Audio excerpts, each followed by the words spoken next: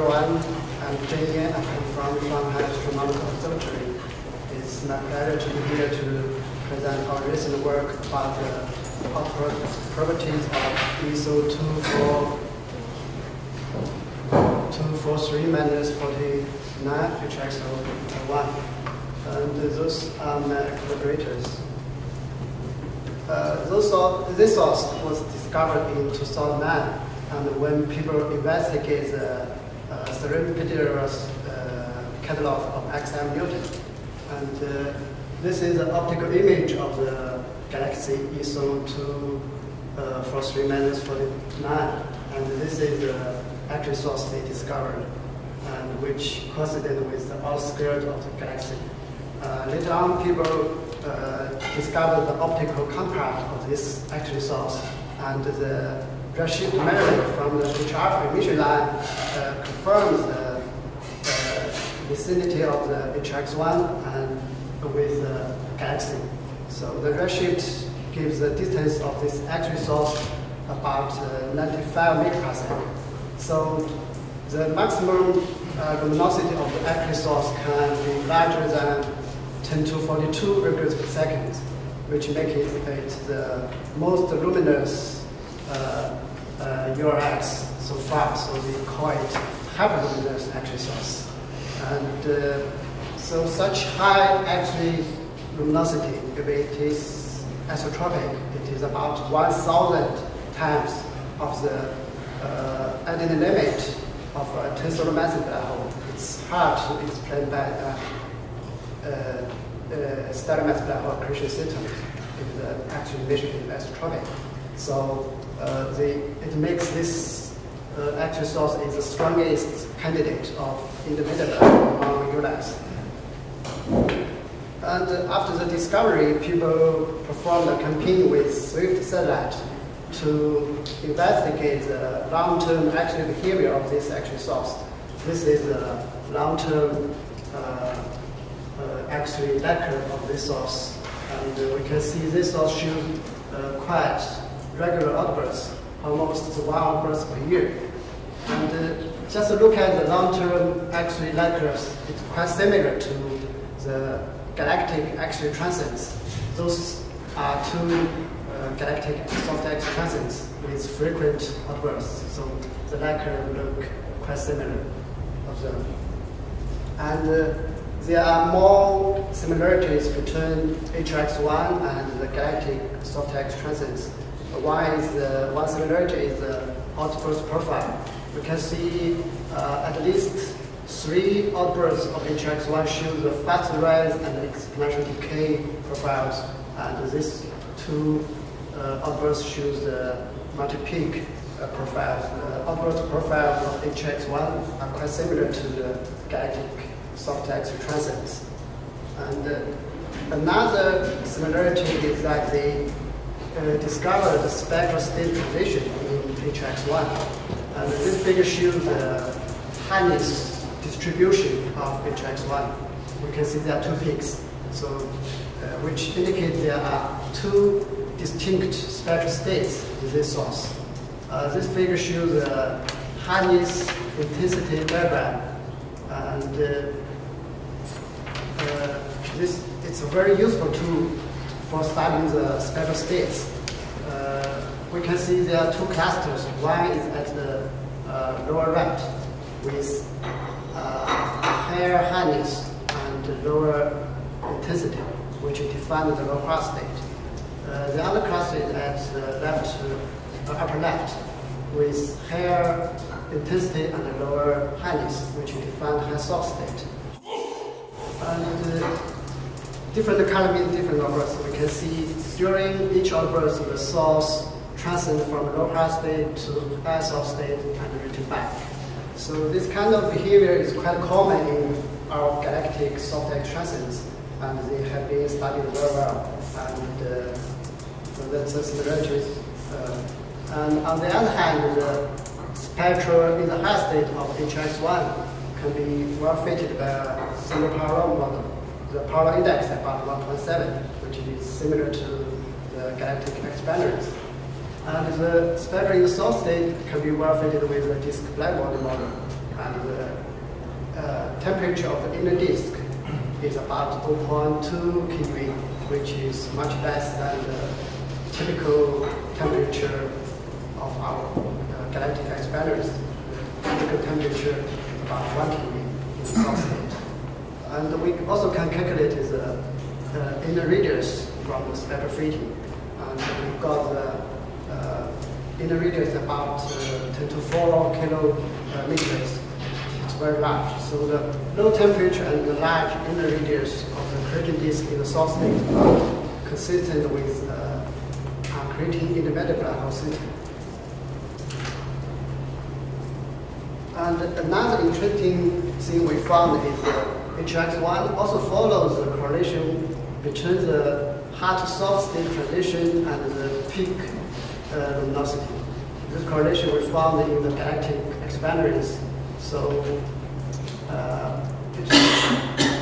quite surprised us that HX1 follows its correlation spanning several orders of magnitude.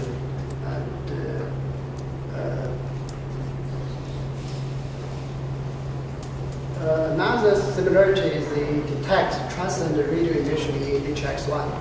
And this is a radio emission from the central galaxy. This is a radio emission from the position of HX1.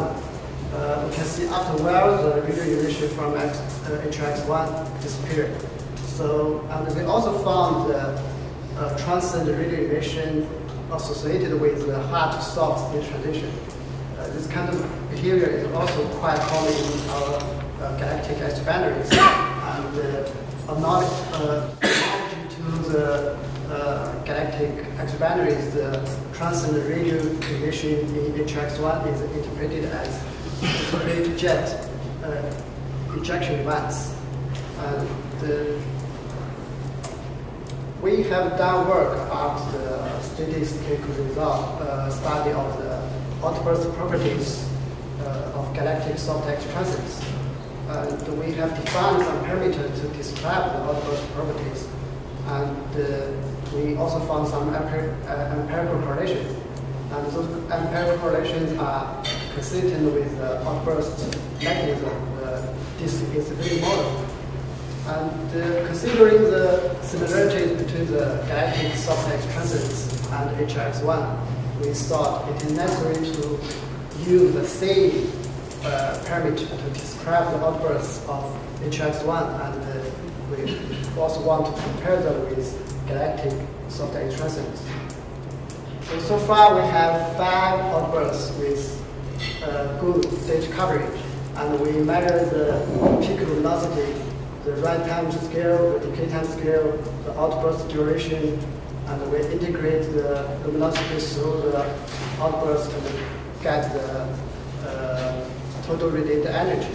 And we also measure the waiting time of each outburst, which defines the quiescent, the time interval during the quiescent state before an outburst. As I mentioned before, we have found some empirical correlations in the galactic soft-X transits. This correlation is this is the correlation between right time scale and the radiated energy. This is the correlation between decay time scale and radiated energy. And this data are HX1. You can see HX1 does not follow those correlations. The time scale are similar, but the energy is about 5 orders of magnitude larger than the galactic soft-X transit. And we also found a correlation between the energy and the peak luminosity. HX1 does not follow this correlation either. So people believe that the galactic soft-X transits are triggered by the outbursts are triggered by the disk instability. And the correlation we found are consistent with the expectation of the model. But HX1 does not follow this correlation, so we suggested that the HX1 does not share the same outburst mechanism to the galactic soft-X transits. And in other words, this instability model can't explain the outburst of HX1. But if we assume HX1 follows this correlation, it needs the distance of HX1 is about 458 kiloparsec. So in such distance, HX follows the correlation quite well with the scatters. So if we place HX1 at a distance of several hundreds kiloparsec, all the X-ray behavior, including the temperature, including the spectral properties and the temporal properties, are all exactly the same to the galactic soft edge transits. If we put if the distance is several hundred kiloparsec, but the redshift gives us the distance about 95 megaparsec. So we have to see the HX1 is not the same type to the our galactic soft edge transits.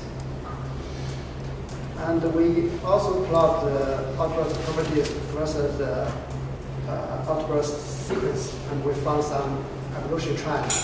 You can see the rise time scale increase with the outburst sequence, and the decay time scale decreasing with the outburst sequence. The duration also was decreasing with the outburst sequence.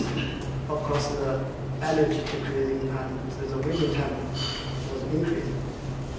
Considering the increase in waiting time and the decreasing of the duration, we conclude that during each outburst cycle, this source spend more and more time in the quiescence, but less and less time during the outburst. And we think those evolution trend should be valuable in modeling the outburst mechanism. But for us, observers, we can use those evolution trend to predict the next outburst. So first of all, we predict the beginning time of the next burst. If we assume the next outburst also follows the evolution trend, we can get the value of the waiting time of the next outburst. And we know the end of the last outburst, so we can predict the beginning of the next outburst will be on November 28th, so in the next few days. Yeah. We have proposed the swift TO observations to detect the new outburst, to see if the next outburst also follows the evolution trend as well. And why do you have this periodicity? Why do you have this periodicity in outward? So you predicted that it would come. Why do you have this behavior? Extrapolation. Only extrapolation, yes. So no physical explanation. So I am asking you, do you have physical? No, I have no idea about the physical. So only statistics. Yes, only statistics. Is it you in the middle? That's our conclusion. So we suggest that the HX1 does not show the same outburst mechanism to galactic soft edge transit.